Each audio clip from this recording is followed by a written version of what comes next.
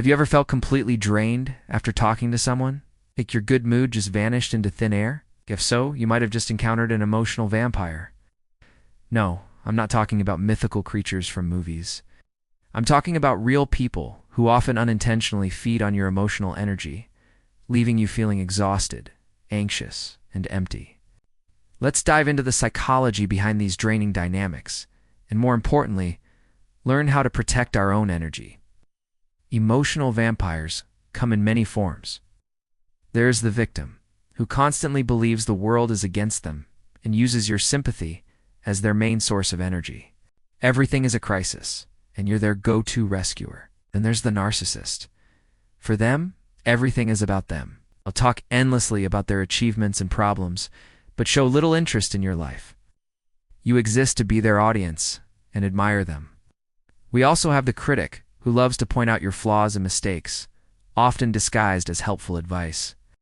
Their constant negativity chips away at your self-esteem, making you feel small. And let's not forget the drama magnet, who thrives on chaos and gossip, pulling you into their whirlwind of crises and conflicts. So, what's going on in their heads? Often this behavior stems from deep-seated insecurity, a lack of self-worth, or an inability to generate their own emotional validation. They haven't learned how to self-soothe or manage their own feelings, so they subconsciously turn to others to fill that void. It's like their emotional gas tank is always on empty, and they're constantly looking for an external source to refuel. They might have grown up in environments where this behavior was modeled or was the only way to get attention. It's not always malicious. Many emotional vampires don't even realize the effect they have on others.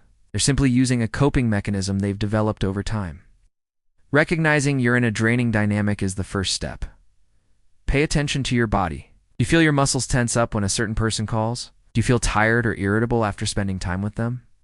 That's your internal alarm system going off. The key to dealing with an emotional vampire isn't to confront them or try to change them. That's a battle you'll rarely win.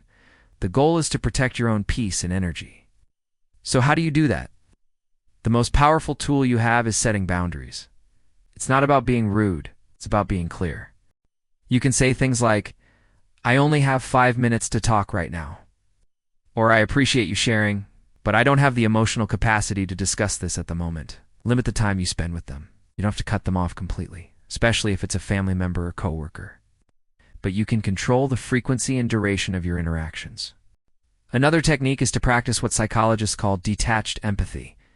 You can acknowledge their feelings without absorbing them. Say, "That sounds really difficult," without getting pulled into the emotional vortex yourself. It's about being a reflective surface, not a sponge. Protecting your energy is not selfish, it's essential for your well-being. You can't pour from an empty cup. By setting healthy boundaries, you not only save yourself from exhaustion, but also create a space where more positive and reciprocal relationships can flourish.